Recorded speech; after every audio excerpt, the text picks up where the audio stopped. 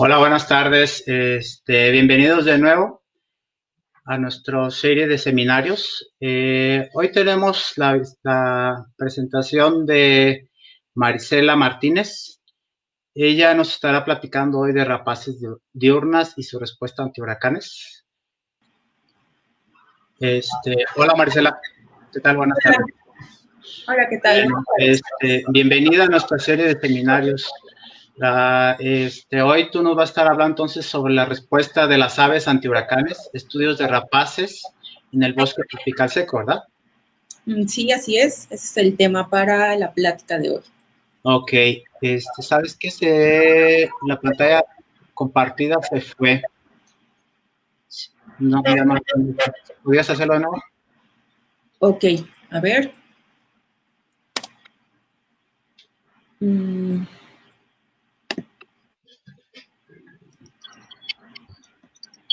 Lo vamos a poner otra vez.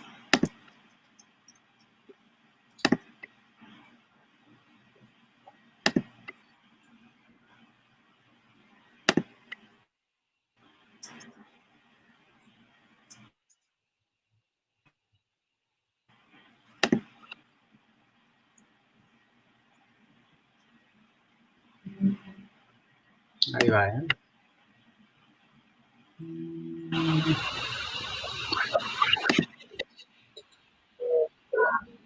Son las notas. ¿Dónde está ahí? Ah, ya apareció. ¿Ya apareció? Sí, ya apareció. Bueno, Sí, sin está bien. más. Diapositiva Sí, completa. sí. Bueno, sin más, pues los dejo aquí con Marisela. Bienvenida y muchas gracias por venir con nosotros. Hola. Bueno, muy buenas tardes a todos. Muchas gracias por la invitación. Gracias al doctor Alejandro y a CIPAMEX por permitirme dar esta plática.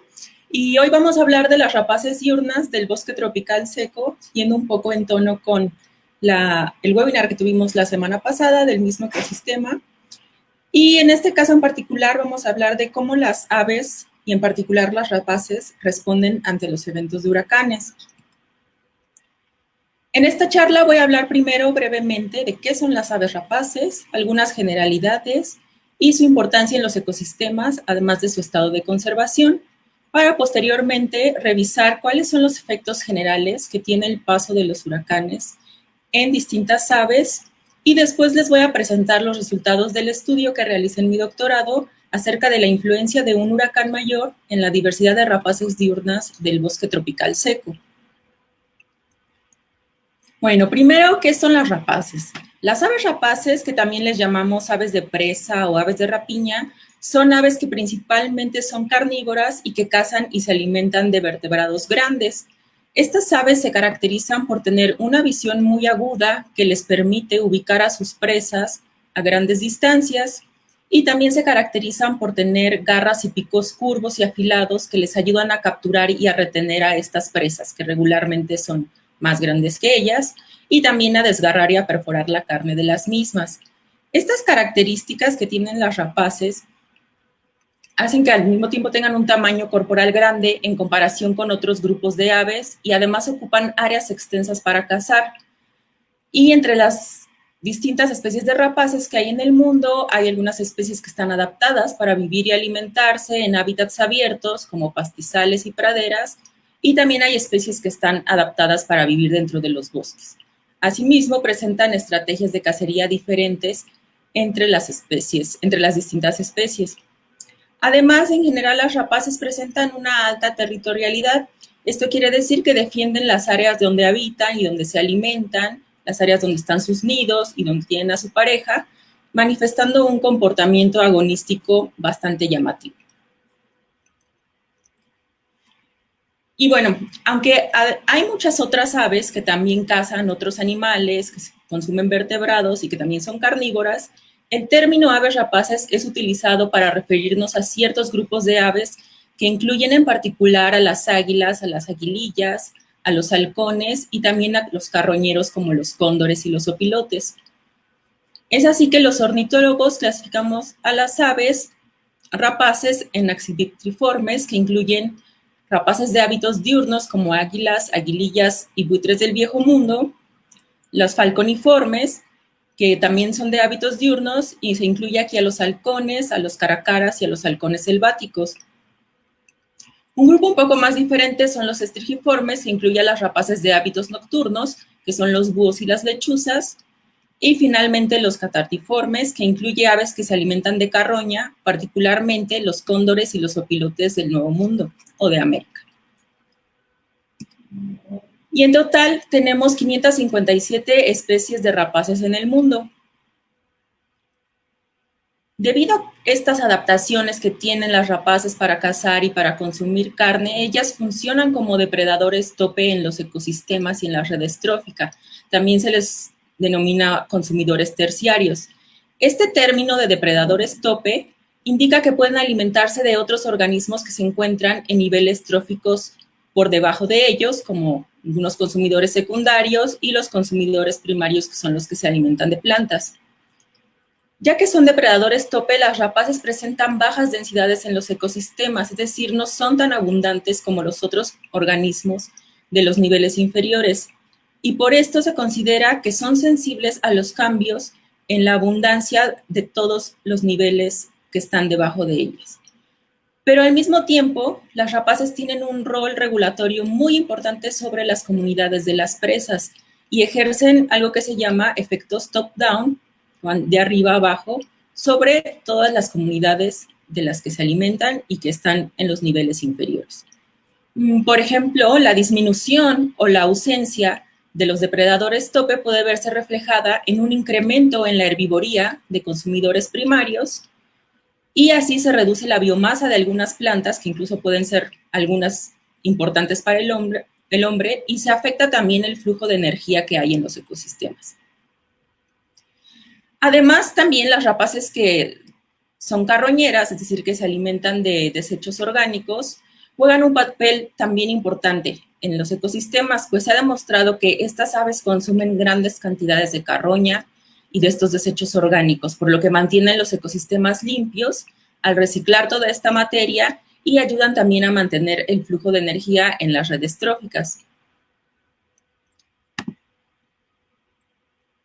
Además de su importancia en los sistemas naturales, las rapaces también nos proveen de algunos servicios ambientales más relacionados con el hombre. Por ejemplo, algunas especies son muy importantes en los sistemas agriculturales porque regulan las poblaciones de las presas que pueden ser dañinas para los cultivos. Por ejemplo, en el caso de la lechuza de campanario, se sabe que esta especie se alimenta de grandes cantidades de roedores que son considerados plagas en cultivos de arroz, de algodón e incluso en algunos viñedos. Así que les tenemos que agradecer el vino, por mencionar algunos de los cultivos donde están ayudando y están proveyendo de un servicio. También al funcionar como depredadores, ellas pueden reducir la densidad de especies que son hospederas de enfermedades y reducir asimismo el riesgo de transmisión hacia los humanos al limitar la prevalencia de las enfermedades en los animales de los cuales se alimentan. Por ejemplo, ese que tenemos a la derecha arriba, que es el mochuelo boreal, se alimenta de roedores que están infectados con el hantavirus y que causa una fiebre hemorrágica en los humanos. Entonces, podemos darnos una idea de la importancia de estas aves en la transmisión de enfermedades. Hay varios ejemplos, hacen falta más estudios, pero pues en la situación actual de las pandemias y la transmisión de estos virus, ahí hace falta incrementar la información, ¿no?, sobre cómo estas aves nos podrían ayudar. Y también los carroñeros tienen una función como reguladores de las enfermedades, porque controlan también la densidad de animales que pueden alimentarse de carroña. O sea, si no están estos grandes carroñeros como los buitres en Asia y en África, la densidad de las especies que transmiten algunas enfermedades puede incrementar por mayor disponibilidad de la carroña que ellos no están consumiendo. Por ejemplo, un caso muy bien documentado es el del buitre de la India, que por cierto está en peligro de extinción, y que esta especie influye en la densidad de los perros ferales y de varias especies de roedores, los cuales se incrementan en números cuando ya no se encuentran los buitres. Y esto desencadena una mayor transmisión de la rabia, lo cual afecta obviamente a poblaciones humanas. De hecho, se sabe que los servicios ambientales que proveen los buitres en Asia, en India y en África, donde se encuentran en peligro de extinción se estiman en hasta 2 billones de dólares anuales. Esto para darnos una idea de la importancia que pueden tener estas aves en el contexto de enfermedades y de los sistemas agriculturales.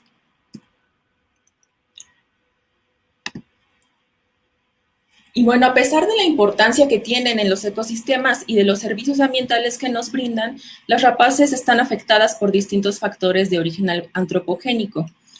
Un estudio reciente nos demuestra que la pérdida y la modificación del hábitat, sobre todo la deforestación, es la primera amenaza para las rapaces en el mundo. Otras amenazas son la caza directa, caza y persecución directa, la cual es causa de distintas razones, como conflictos de las rapaces con el hombre en sistemas agriculturales, pues las rapaces sí suelen alimentarse de pronto de pollos de granja o de otros animales de granja. Y también hay muchos mitos asociados a estas aves que pueden robarse a los bebés o que consumen y matan el ganado. Entonces, muchas especies sufren de la caza y de la persecución injustificada en realidad. Y otra causa es el envenenamiento por pesticidas o por algunos medicamentos como el diclofenaco que se encuentran en la carroña y que ha afectado principalmente a las poblaciones de buitres en el Viejo Mundo, los cuales mueren envenenados al alimentarse de los restos del ganado que fue tratado con diclofenaco o por algunos pesticidas que se consideran prohibidos en muchos países, pero que son mucho más fáciles y más económicos, ¿no?, de usar en la agricultura. Esta es la principal causa del declive de varias poblaciones de buitres en Asia, en Europa, en África, y también el uso de pesticidas ha afectado últimamente, o en los últimos años con mayor fuerza, a los cóndores en América, ¿no?, particularmente al cóndor andino. Y otra de las causas de mortalidad o de que las rapaces estén amenazadas es la electrocución, pues se ha estudiado durante mucho tiempo y hay mucha evidencia de cómo estas aves son afectadas por la infraestructura eléctrica y eólica, afecta a varias especies y está muy bien documentada en América y en el resto del mundo. Y más recientemente, de lo que no se tiene mucha información, pero ya se ha encontrado que también hay ingesta de microplásticos en algunas especies de rapaces, principalmente en Norteamérica, aunque aún no se conoce acerca de las consecuencias que esto puede tener para las rapaces. Por estas razones, actualmente se estima que el 18% de las rapaces del mundo se encuentran amenazadas. El 53% muestra poblaciones en declive, particularmente, como les mencionaba, los buitres del Viejo Mundo, que se encuentran en peligro de extinción y en números rojos. Se estima también que después de los buitres, las rapaces que habitan en los bosques, es decir, las rapaces forestales, son las que resultan más propensas a encontrarse amenazadas, principalmente por la alta deforestación que ocurre a nivel mundial y en particular en los trópicos. Y bueno, a pesar de todas estas amenazas, aún hay vacíos de información existente, puesto que las rapaces también pueden ser afectadas por otras perturbaciones que son de origen natural y no de origen antropogénico, para lo cual existe muy escasa información acerca de cómo responden estas aves a los fenómenos naturales.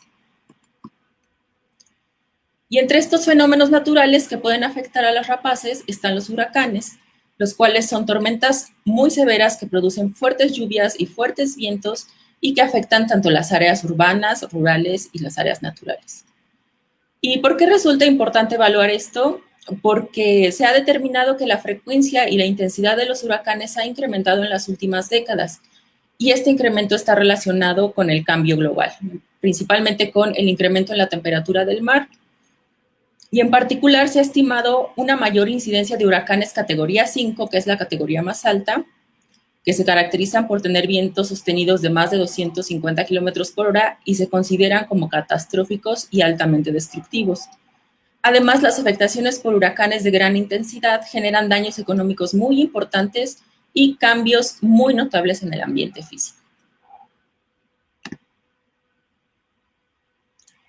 Este incremento en la frecuencia y en la intensidad de los huracanes lo podemos observar con las últimas temporadas, ¿no?, que hemos tenido de huracanes, tanto en el Atlántico como en el Pacífico. Por ejemplo, en el 2017 ocurrieron 5 huracanes bastante poderosos en el Atlántico y casi al mismo tiempo, todos durante el mismo mes, y ocasionaron daños muy importantes en Estados Unidos y en las islas del Caribe, valuados en billones de dólares. Primero estuvo el huracán Harvey con categoría 4, Katia de categoría 2, Irma categoría 4, José categoría 4 y María categoría 5. Entonces, estos eventos donde observamos un mayor número de huracanes más intensos, pues obviamente tiene implicaciones muy importantes para el hombre y para la biodiversidad. Desafortunadamente también para este año se predice una fuerte temporada de huracanes en el Atlántico, así que vamos a ver qué pasa en este 2020. Bueno, ¿cómo responden las aves ante los huracanes? Los estudios que han hecho los ornitólogos han descrito que las afectaciones a las aves por huracanes pueden ser directas e indirectas. El efecto directo más inmediato es obviamente la mortalidad y este depende de la severidad de la tormenta. Por ejemplo, se observó mortalidad directa de algunos vencejos de chimenea durante la migración del 2005 que coincidió con el paso del huracán Vilma en el Atlántico. En este caso y para esta especie se reportó una reducción del 50% de la población después del paso del huracán, cuales son números muy importantes. Y pues la mortalidad directa principalmente se ha observado en especies marinas, como el pelícano pardo, del cual se encontraron 400 pelícanos muertos en las playas de las Islas Vírgenes por el paso del huracán Hugo en los años 80. Y otro efecto considerado directo, pero que ha sido menos documentado, se relaciona con desplazamientos geográficos de las aves. Hay muy poca información, pero por ejemplo se sugiere que el cernícalo americano, que era común en la isla de Hispaniola, fue reportado en la isla de Mona solo después del paso de un huracán. Entonces se sugiere que los vientos del huracán promueven el desplazamiento geográfico de algunas especies, aunque en realidad hay muy poca información acerca de este efecto directo. Sin embargo, se considera que las mayores afectaciones a las aves por los huracanes ocurren de forma indirecta, principalmente por la modificación del hábitat. Después del paso de un huracán puede haber un gran daño estructural del hábitat, principalmente en bosques y árboles de mayor talla, así como la pérdida total o parcial del follaje que puede afectar sobre todo a las especies que se alimentan de frutos, de semillas y de néctar. Por ejemplo, se han observado cambios en la dieta de algunas especies de aves. En este caso tenemos el ejemplo de la Euphonia antillana, que esta ave es muy especialista en comer frutas de una especie particular de árbol, pero se le observó alimentándose de 8 especies de plantas diferentes y algunos artrópodos después del huracán Hugo en los años 80, probablemente como una respuesta ante la falta del alimento.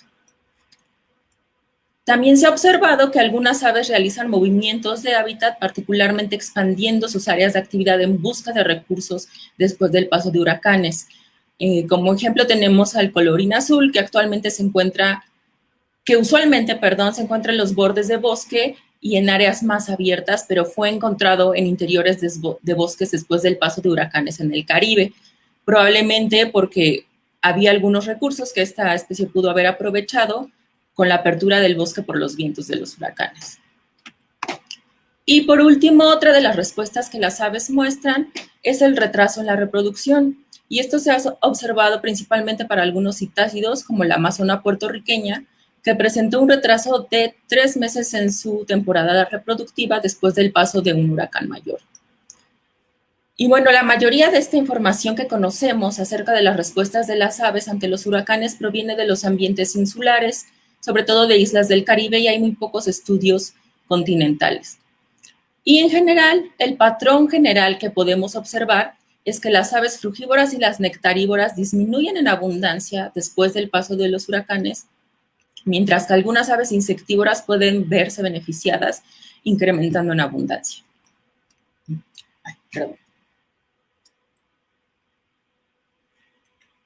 Y bueno, ¿qué sabemos de las rapaces? Hay escasa información acerca de la respuesta de este grupo de aves ante huracanes. Los pocos estudios existentes han mostrado, en cuanto a efectos directos, que ocurren cambios en las rutas migratorias, el cual fue observado para un halcón peregrino que era rastreado con un GPS durante su migración y que coincidió con el paso de un huracán en el Atlántico. Entonces, este halcón modificó su ruta migratoria permaneciendo en algunas estaciones, digamos, de descanso mientras pasaba la tormenta. Pero esta información proviene solo de un individuo que estaba tagueado con un GPS, entonces no podemos hacer muchas conclusiones sobre cómo afectan las rutas migratorias de rapaces. Recientemente, en 2017, también se observó que la población amenazada y que está muy bien estudiada del gavilán pechorrufo puertorriqueño disminuyó de un total de 79 individuos a 19 individuos después de la temporada de huracanes de 2017. No sé si recuerdan, pero en particular Puerto Rico y otras islas fueron muy afectadas durante esta temporada de huracanes y esta población amenazada se redujo a solo 19 individuos. Entonces, vemos que los huracanes pueden tener efectos muy importantes y muy drásticos en poblaciones que ya se encuentran amenazadas o en peligro. Y en cuanto a los efectos indirectos, no se tiene mucha información, pero un par de estudios mencionan que rapaces generalistas y ampliamente distribuidas como el cernícalo americano y el aguililla cola roja no presentan cambios ante huracanes. Sin embargo, esta información proviene de observaciones que son incidentales, no fue un estudio enfocado en las rapaces y además no hay información de la respuesta de comunidades de rapaces ante estos eventos climáticos. Por lo tanto, en este estudio yo me propuse evaluar cuál fue la influencia de un huracán mayor en la comunidad de rapaces en la costa de Jalisco. El área de estudio se ubica en la costa de Jalisco y el ecosistema principal es el bosque tropical seco, el cual presenta una marcada estacionalidad en la vegetación ocasionada por la variación en la precipitación, como vemos en la imagen. Es el mismo bosque, pero es bastante diferente en la temporada seca, donde muchos árboles pierden sus hojas totalmente, y en la temporada de lluvias parece que estamos en otro lugar, ¿no? Parece un bosque totalmente distinto. Y en esta área, que comprende unos 60 kilómetros, realicé muestreos de rapaces diurnas durante 2 años y medio en 4 diferentes hábitats del bosque tropical seco, que son el bosque caducifolio, el bosque subcaducifolio, humedales, que están dominados principalmente por vegetación de manglar, y áreas de uso agropecuario que comprenden distintos cultivos, como sorgo, papaya, maíz, hasta algunos cultivos arbóreos como mangos. En esta región, en el 2015 tocó tierra el huracán Patricia, el 23 de octubre de 2015 particularmente. Este huracán fue categoría 5, aunque cuando tocó tierra en el Pacífico mexicano, se había degradado a categoría 4. Sin embargo, aún es considerado como el huracán más poderoso en la historia, al menos del Pacífico. Creo que esto cambió un poco con la temporada del 2019, donde hubo un huracán muy fuerte, Donovan, si no me equivoco, en el Atlántico, pero en el Pacífico, Patricia ha sido el más poderoso, ¿no? De todos los que se tiene registro en la historia, registrando vientos sostenidos de hasta 356 kilómetros por hora. Entonces aquí pueden ver como la magnitud de este huracán, y está visto desde el satélite. Y pues debido a que no existe información previa de las comunidades de las rapaces en el bosque tropical seco antes de este evento, yo lo que hice fue ubicar distintos sitios de estudio a lo largo de la costa, donde unos se consideraron como afectados por el huracán. Estos se ubicaron aquí entre las líneas azules, que corresponde a la banda de vientos máximos registrados por el huracán. Y los otros sitios que consideré como no afectados se encuentran fuera de esta área de influencia del huracán, ¿no? Entonces, ya que no teníamos un antes, lo que hice fue comparar como áreas afectadas y no afectadas por el huracán. Como les mencionaba, mostré 4 hábitats en el bosque tropical seco. Uno de ellos es el bosque caducifolio. Es un hábitat muy estacional. La mayoría de los árboles pierden todo el follaje durante la temporada de seca y resultó muy afectado por el paso del huracán, con muchos árboles rotos, las ramas principales quebradas, pérdida del follaje total y obviamente también la pérdida de frutos y flores que estaban en esa temporada. El bosque subcaducifolio, que vemos aquí como era antes, antes del huracán Patricia y como lo vemos ahora, es un bosque que es un poco más estable, pues no todos los árboles pierden las hojas y mantienen el follaje durante la temporada seca. Y tiene además árboles más altos. Sin embargo, este fue más afectado por el huracán, más que el bosque caducifolio, ya que los árboles que tienen mayor talla y que son más grandes son más propensos a ser desenraizados, a quebrarse totalmente, como vemos en la imagen. Y esto nos da un resultado de un hábitat pues muy distinto, ¿no? De cómo era antes y cómo se encontraba después del paso de Patricia.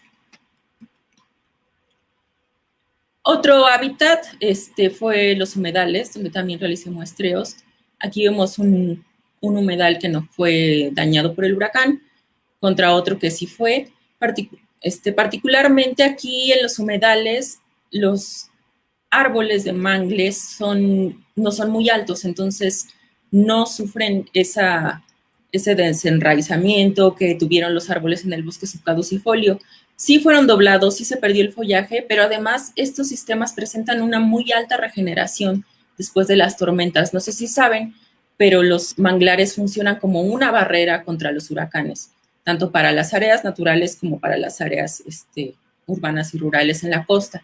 Son hábitats muy importantes y no fueron tan visiblemente afectados como los bosques caducifolio y el subcaducifolio. Y por último, los sistemas agropecuarios que también sufrieron daños, y estos varían dependiendo del tipo de cultivo y de la estructura del mismo. En algunos casos las parcelas, por ejemplo papaya y sorgo, tuvieron que ser sembradas otra vez después de la remoción de los escombros que dejó el huracán, y algunos cultivos arbóreos como los mangos sí sufrieron una remoción del follaje, ¿no? Aquí vemos cómo estaba una parcela antes y después, ¿no? Tuvo que ser sembrada otra vez, por lo cual también hubo cambios importantes en su estructura. Bueno, comencé el primer muestreo de rapaces a 5 meses después del paso del huracán Patricia, en marzo y abril del 2016. Para mostrar a los rapaces, usé transectos de observación de aves en los 4 hábitats mencionados en su condición de afectados y no afectados por el huracán. Para mostrar a las rapaces, hice recorridos de 1.5 kilómetros en 30 sitios de muestreo, que como les explicaba, están distribuidos en estos hábitats. Y también usé provocaciones auditivas o los llamados playback para determinar la presencia de las rapaces con base en su comportamiento territorial. Y también durante los muestreos tomé medidas de características de la vegetación, como el diámetro o la altura del pecho, la altura de los árboles, la cobertura del dosel, para relacionarlos después con los datos obtenidos de las rapaces. Ya que las rapaces, como les mencionaba, son depredadores de muchos organismos, otras especies de aves pueden indicarnos la presencia de una rapaz, lo cual es muy útil en los bosques donde la vegetación es muy densa y donde es difícil ubicar a las rapaces.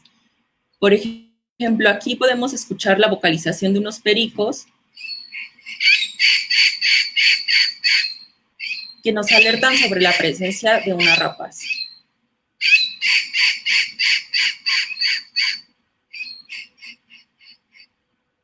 Entonces, además de buscarlas activamente con los binoculares, hago uso de todas estas señales que nos avisan, ¿no? De dónde están las rapaces, si hay una rapaz, y muchas especies nos pueden dar un indicativo de esto, como los loros, como las chachalacas, son bastante escandalosas cuando anda una rapaz por ahí.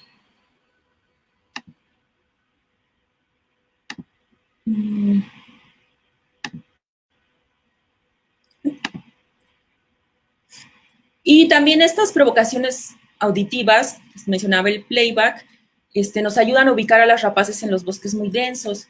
En este caso les voy a mostrar un halcón selvático de collar acercándose al playback. Ese es el sonido que nosotros emitimos grabado de una vocalización de la especie que queremos encontrar. Tal vez algunos ya lo vieron por ahí. Y a veces las rapaces pueden ser tan territoriales que se acercan demasiado a nosotros para manifestar que están defendiendo su territorio o que están defendiendo su pareja o su sitio de anidación. Ahí tenemos un halcón de collar bastante molesto, acercándose a la bocina, pensando que hay otro halcón dentro de su territorio. Entonces esto también nos ayuda a ubicar a las rapaces. Muchas veces no se acercan y otras veces solo emiten vocalizaciones.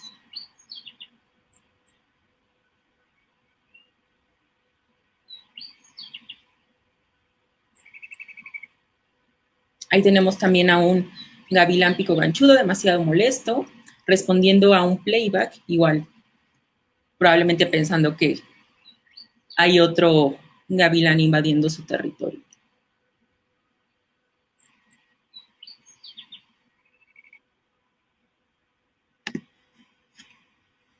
Y bueno, a 5 meses del paso del huracán, registré un total de 22 especies de rapaces diurnas durante esta primera temporada de muestreo. Registré especies que están muy asociadas a los bosques, como el halcón selvático de collar, el gavilán zancón, y otras especies que están más asociadas a los bordes de los bosques con otro tipo de vegetación o con hábitats abiertos, como el aguililla gris, el halcón reidor y el gavilán pico ganchudo que veíamos en el video anterior. También registré especies que están asociadas a hábitats abiertos, como las áreas de uso agropecuario, por ejemplo, el caracara, el aguililla cola roja, y también especies migratorias como el halcón peregrino, y 2 carroñeros que son el zopilote aura y el zopilote común. Y bueno, sin tomar en cuenta a los zopilotes, y durante esta primera temporada de muestreo, al comparar los hábitats afectados contra los que no fueron afectados, encontré que hubo significativamente mayor densidad de rapaces en los bosques no afectados por el huracán. Esto quiere decir que hay mayor número de rapaces por unidad de área en estos bosques que no fueron afectados comparado con los bosques afectados por el huracán Patricia. Y estos resultados difieren un poco de lo que nos decían los otros estudios que mencionaba, que dicen que las rapaces no se ven afectadas por eventos de huracanes. Aunque, como les decía, estos se basaron solo en observaciones ocasionales y no se evaluó a la comunidad. Y, bueno, también comparamos la densidad entre los sistemas agropecuarios y en los humedales, las cuales no hubo diferencias. Y creemos que solo encontramos que hubo mayor densidad en los bosques porque, como les mencionaba, son los hábitats que fueron más afectados por Patricia. Entre más grandes son los árboles, más susceptibles son a romperse por los vientos y mostraron mayor afectación que los otros sistemas. Y además, las rapaces que encontramos en los bosques, pues, necesitan de este ecosistema para vivir, entonces pudieron haberse desplazado hacia otros bosques fuera de esta área, ya que tienen una grande capacidad de movimiento y pueden estar explorando otras áreas, ¿no?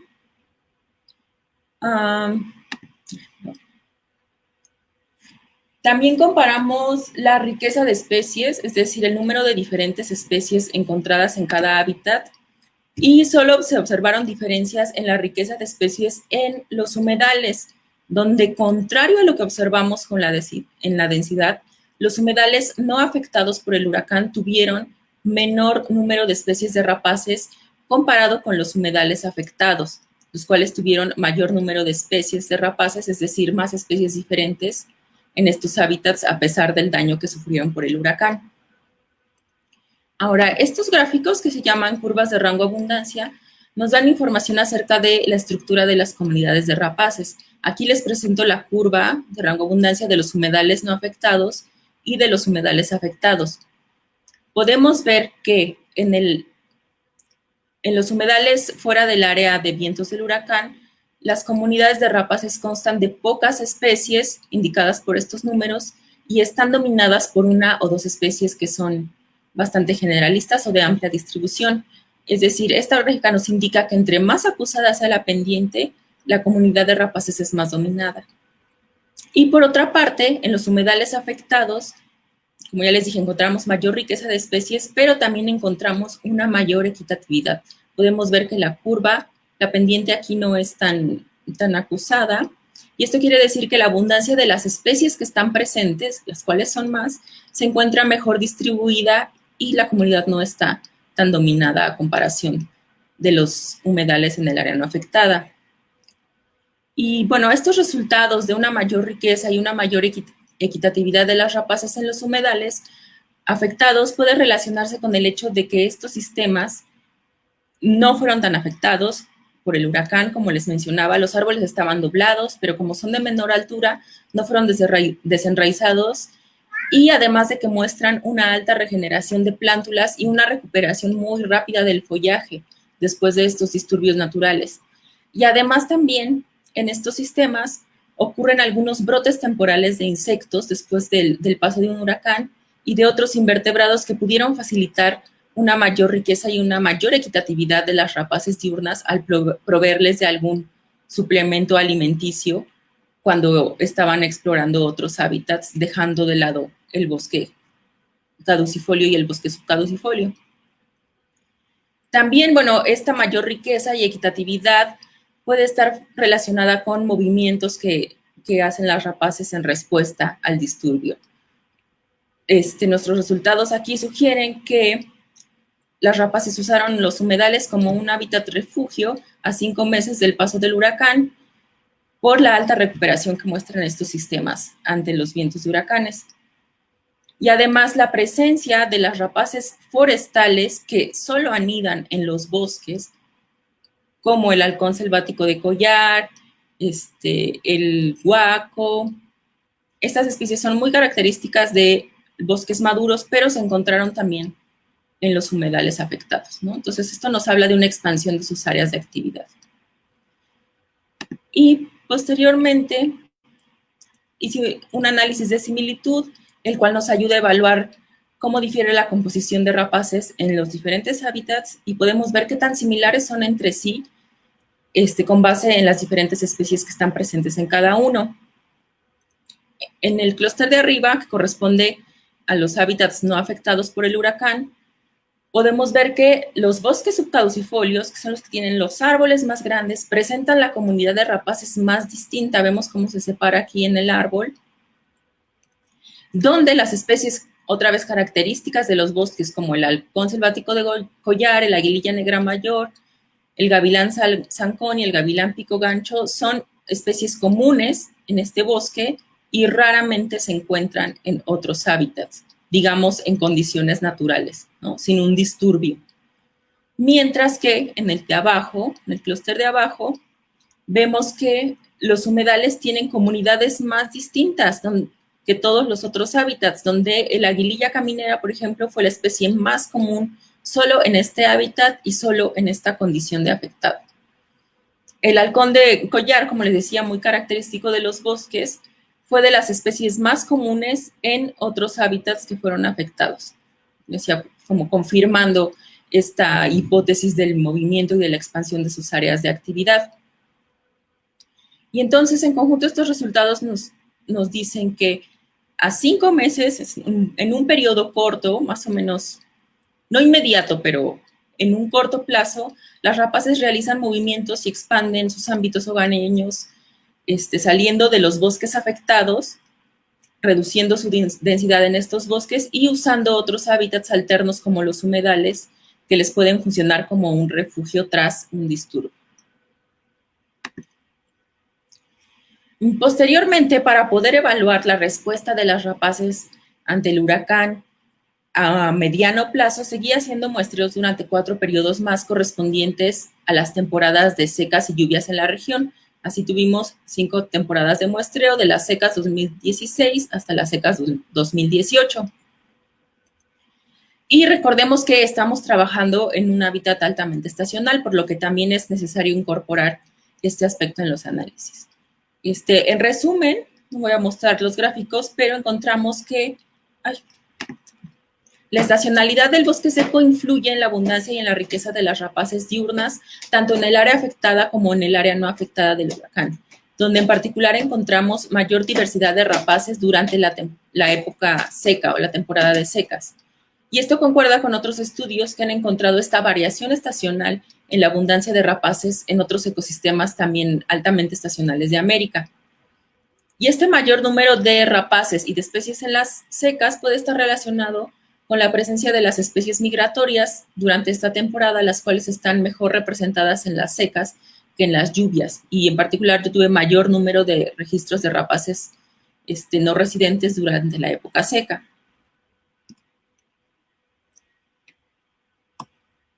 Aquí vemos que al modelar la densidad de rapaces, es decir, el número de individuos por unidad de área, se observó que ocurre variación temporal significativa indicada con los asteriscos naranja en los hábitats más estacionales del bosque seco, es decir, en el bosque caducifolio, donde les comentaba que los árboles pierden las hojas durante las secas, y en los sistemas agropecuarios que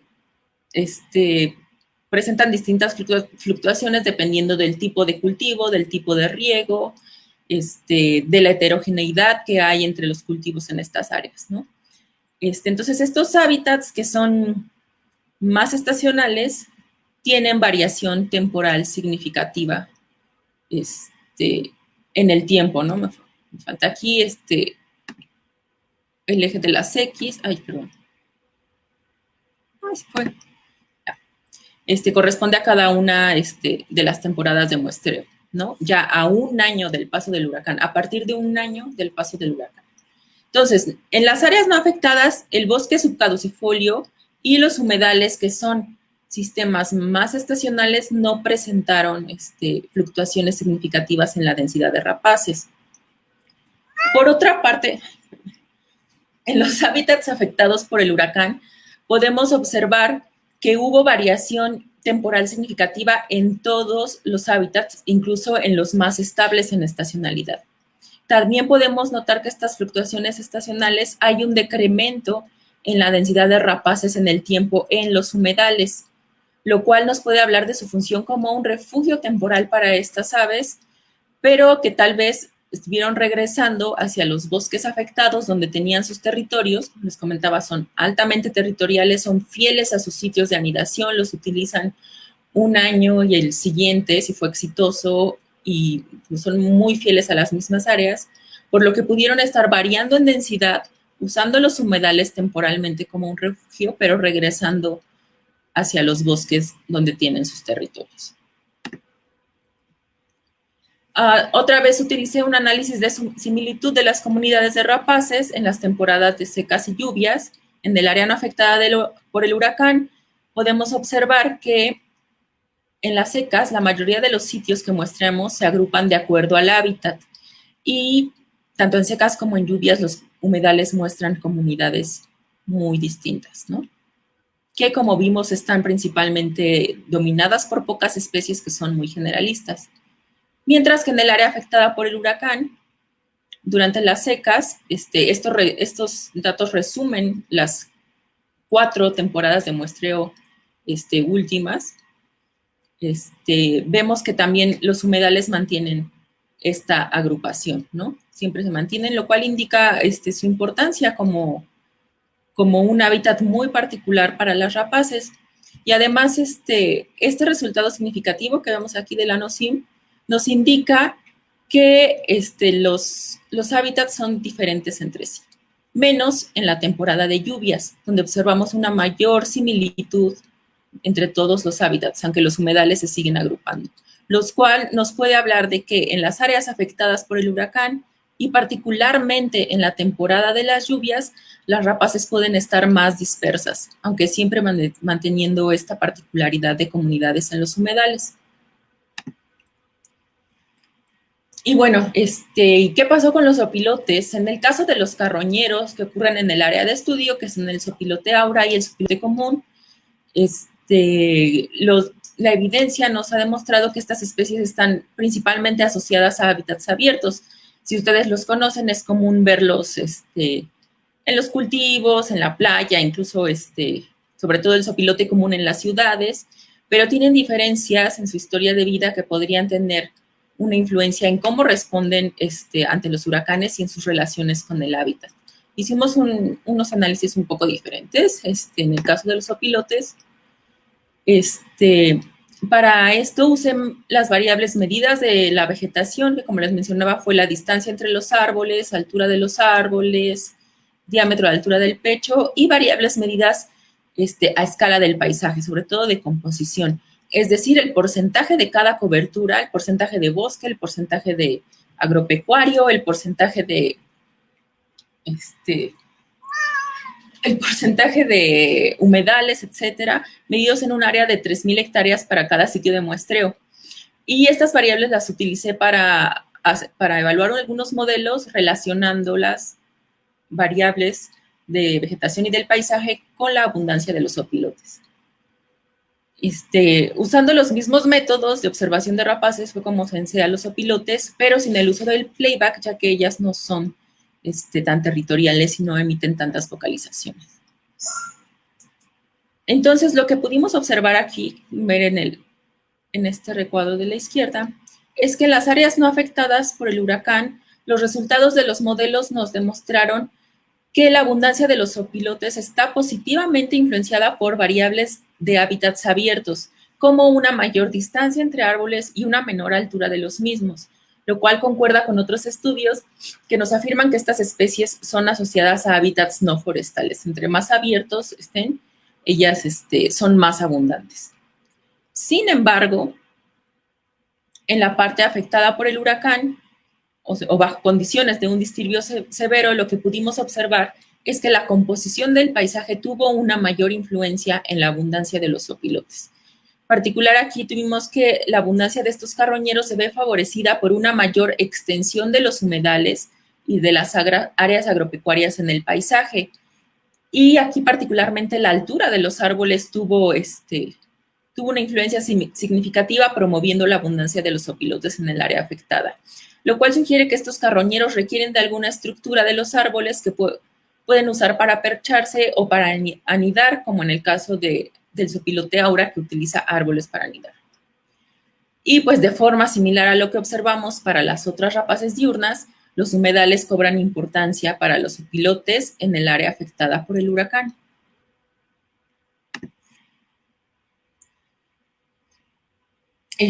Aquí tenemos las gráficas de la abundancia de sopilotes en secas y lluvias en cada uno de los hábitats, en el área no afectada y en el área afectada. Y aquí podemos ver que en general los dos sopilotes fueron poco abundantes en los bosques, tanto en la temporada de secas como en la temporada de lluvias. Y esto puede estar relacionado con la cobertura forestal de los bosques, la cual limitaría el acceso al alimento para estos carroñeros, en especial para el sopilote común, que tiene un sentido del olfato mucho menos desarrollado que el sopilote aura, ¿no? Entonces, en una cobertura forestal mayor densidad del dosel, puede afectar a que estas especies estén en los bosques, ¿no? Y confirma lo que nos sugieren otros estudios, que son especies que prefieren áreas abiertas. También pudimos observar que el sopilote común fue más abundante en los humedales y en las áreas agrícolas durante la temporada de lluvias. Y esto puede deberse a que particularmente en los humedales hay una abundancia muy rápida de recursos de carroña y que estos surgen rápidamente en lo que se llaman pulsos después de una prolongada sequía, ¿sí? Es decir, hay unos brotes de recursos alimenticios para los opilotes cuando comienzan las primeras lluvias después de la temporada seca. Y esto nos indica que en ausencia de un disturbio por el huracán, los carroñeros pueden explotar recursos temporales ilimitados en los humedales. El sopilote ahora muestra el patrón contrario, con menor abundancia durante las lluvias en los humedales, y esto puede deberse a la competencia que está bien registrada entre estas especies, ¿no? Que aunque el sopilote aura, que tiene un sentido del olfato más desarrollado, puede llegar primero al alimento, es seguido muy prontamente de los sopilotes comunes, que llegan en mayor número, porque generalmente son más abundantes que y desplazan, ¿no?, al zopilote aura. Entonces, este patrón contrario pues puede explicarse por la competencia que tienen estas especies simpátricas. Y por otro lado, en el área afectada por el huracán, vemos que el zopilote común fue más abundante en todos los hábitats, excepto en los humedales durante la temporada de secas, probablemente porque cuando hay menos follaje pueden de pronto alimentarse un poco dentro del bosque, y el zopilote aura fue más abundante de nuevo en las secas, en los humedales, ¿no? Probablemente aquí manteniendo esta competencia de la cual les hablaba. Y bueno, estos resultados nos demuestran que los zopilotes explotan recursos alimenticios de los humedales, tanto en áreas no afectadas como afectadas por el huracán, ¿no? Pero la menor abundancia del zopilote aura en los humedales por las lluvias estaría dada principalmente por la competencia con el más abundante zopilote común. Bueno, y finalmente evalué la variación temporal de la abundancia de los zopilotes. Aquí, perdón, que está en inglés, se me fue, pero son la abundancia de los zopilotes a 5, a 10, a 16, a 21 y a 27 meses del paso del huracán, ¿no? Entonces, aquí lo que podemos ver es que hubo variación temporal significativa para el zopilote común, indicada en la figura con las letras mayúsculas, con una mayor abundancia de zopilotes durante los primeros 5 meses posterior al impacto del huracán, seguido de una disminución en la abundancia de esta especie, lo que sugiere que este zopilote pudo verse beneficiado durante los primeros meses posteriores al disturbio debido a la apertura de hábitats ocasionada por los vientos del huracán, donde él pudo aprovechar algunos recursos temporales, ¿no?, favoreciendo su abundancia durante los primeros meses después del huracán. Mientras que la abundancia del zopilote aura es relativamente baja en todas las temporadas después del paso del huracán y no varía significativamente en el tiempo. Y bueno, este estudio, en conclusión, demuestra que las rapaces diurnas, incluyendo a los carroñeros, responden ante huracanes, ¿no? Contrario a lo que nos habían sugerido los escasos estudios que ya había de respuesta de rapaces ante los huracanes. Y particularmente los humedales funcionan como un hábitat refugio para las rapaces después de estos disturbios, sobre todo después de un huracán tan poderoso como Patricia. Esto resalta la importancia de mantener la heterogeneidad de los hábitats en el paisaje. O sea, tenemos que, aunque las rapaces vivan en el bosque, tenemos que tener otros hábitats y mantenerlos, porque ya vemos que funcionan como un refugio para estas aves que son tan importantes. Y mantener estos humedales con la vegetación de manglar resulta particularmente importante en el contexto actual de la deforestación, pues se estima que estos bosques se han reducido en un 45% a nivel mundial en los últimos 30 años, y particularmente en el estado de Jalisco, que es donde se realiza este estudio, alberga la menor extensión de estos ecosistemas en México, los cuales en la región siguen siendo deforestados y explotados en distintas formas. Se estima que los humedales del Jalisco albergan 25,000 hectáreas de humedales con manglar, lo cual es pues bastante poco para aves que se desplazan en grandes áreas como son las rapaces, ¿no? Entonces, en el contexto de conservación de los bosques, esto es muy importante. Bueno, en conclusión, este estudio demuestra que las rapaces responden a huracanes y la influencia de estos disturbios varía entre los diferentes hábitats del bioma bosque tropical seco, donde los bosques afectados presentan una disminución en la densidad de rapaces. Los humedales, por su alta regeneración y recuperación ante los huracanes, funcionan como un hábitat refugio al tener mayor riqueza y al mantener mayor equitatividad de las rapaces después de un evento climático extremo.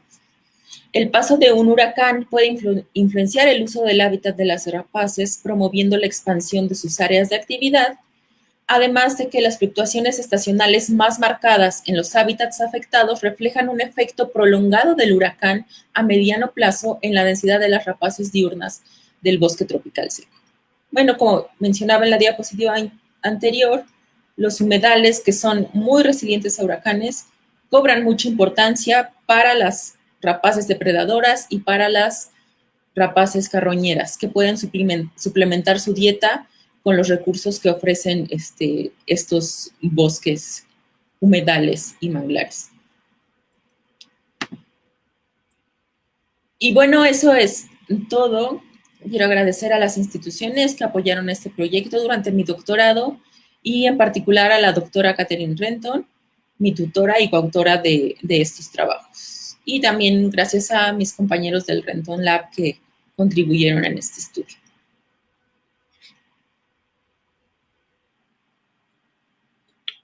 Bueno, pues gracias, Marisela.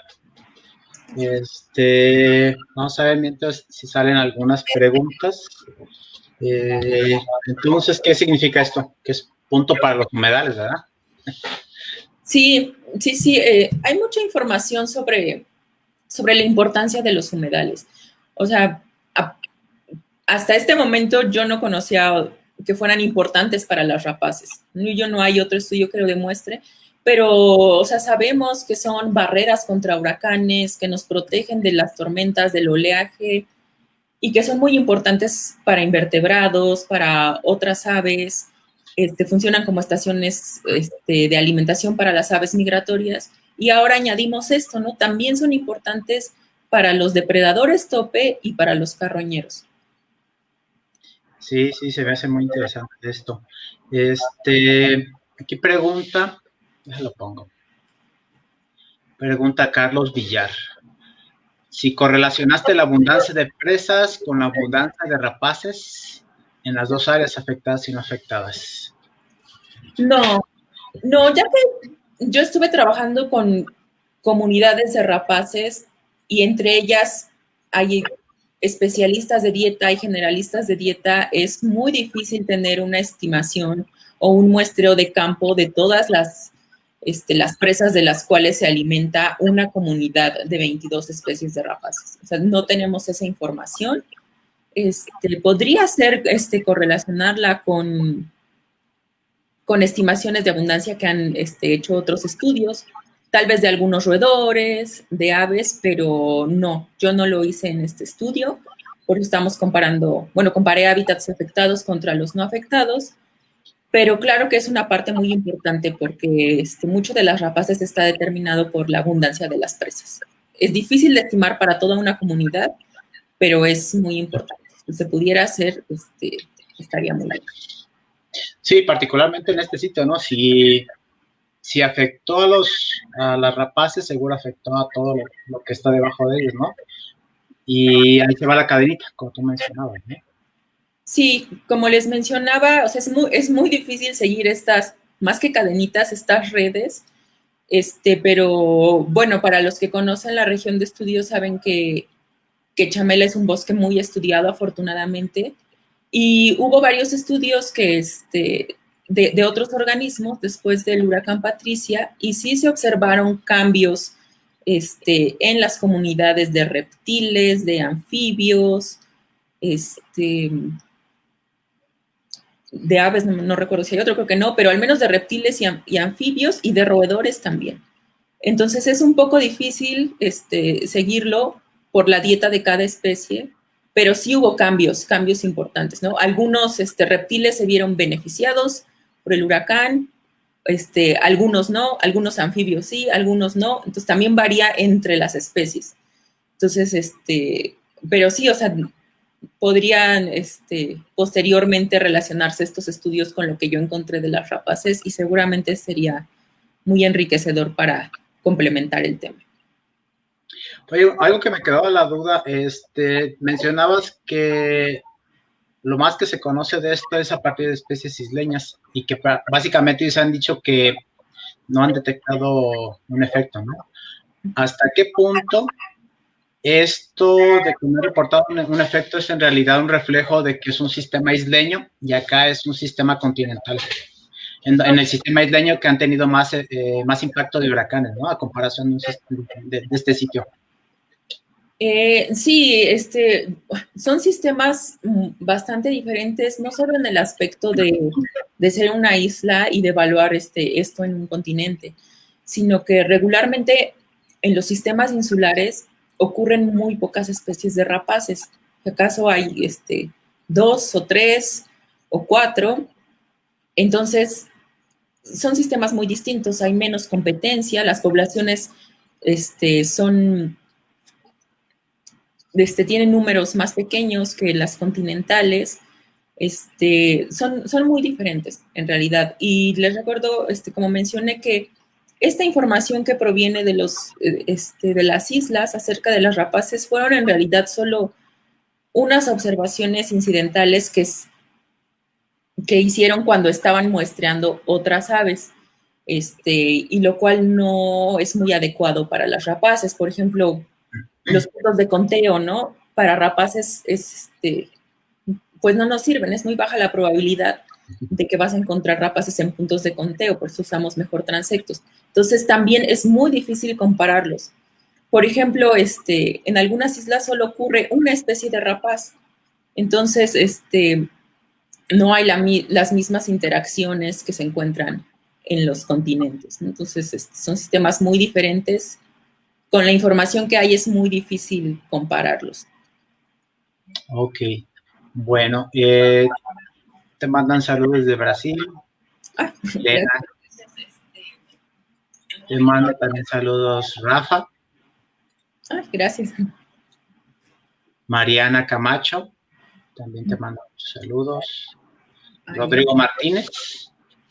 Y teníamos una pregunta, es de Mariana Camacho. Mencionaste que una de las causas que están afectando la preservación de la especie es la ingesta de microplásticos. ¿Tienes algún ejemplo de este tipo de material? Bueno, de hecho es una información muy reciente que me encontré apenas en las redes sociales. Es un estudio que están haciendo en California, donde se encuentran sobre todo microplásticos. Yo puse por ahí una foto de un red shoulder hawk, que es donde se encontraron en el tubo digestivo. Parece que son incidentales, por las estructuras que se ven, puede ser que los estén confundiendo con algún invertebrado que de pronto se les atravesó por ahí. No se sabe mucho, solo es el reporte de que sí están consumiendo microplásticos. No sé si lo han visto, pero para las aves marinas es un problema muy grande, mortalidad de aves porque están llenas de plástico. No sabemos cómo está afectando a las rapaces o cómo las va a afectar, pero ya es una línea de investigación que está empezando. Ese reporte fue de hace apenas un par de semanas. Okay. Y no está muy bien documentado, pero pues ya es algo en lo que debemos de poner atención. Ajá, ajá. Y en este tiempo de muestreo, lo que tú dirías que se alcanzó la comunidad a recuperar sus niveles antes del huracán.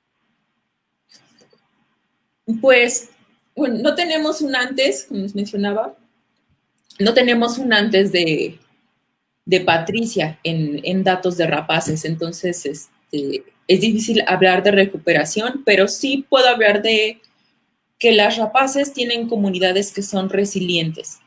Porque, aunque encontramos una menor densidad en los bosques, la riqueza de especies se mantuvo, ¿no? Lo cual nos habla de que las aves se movieron hacia otros hábitats, pero siempre se mantuvieron presentes en lo que eran sus territorios probablemente antes de Patricia, o sea, dentro de los bosques, y porque muchas requieren de los bosques para anidar. La mayoría de estas especies que están aquí anidan en árboles muy grandes, ¿no? Y unas cuantas necesitan cavidades de árboles maduros y grandes para poder anidar. Entonces, aunque estuvieron explorando otros hábitats, refugiándose tal vez en los humedales, como es mi interpretación, la riqueza de especies se mantuvo siempre en los bosques, no varió. Entonces, habla de que estas especies están presentes ahí. Se mueven, pero están presentes, son fieles a sus territorios, como les mencionaba. Ok, bueno, pues no hay más preguntas y pues solo quisiera agradecerte a ti, Marcelo, por compartir esta charla, aprender más ahora en este caso de rapaces diurnas y su respuesta a huracanes. Muchas gracias por compartir tu trabajo. A las demás personas que nos están escuchando, pues los citamos la semana que entra, seguimos con unas charlas. En estos días se pondrá en disposición ahí en el Facebook de Digipamex las siguientes charlas para que nos sigan acompañando. Bueno, gracias Marisela. Gracias por la invitación. Gracias. Hasta luego. Nos vemos.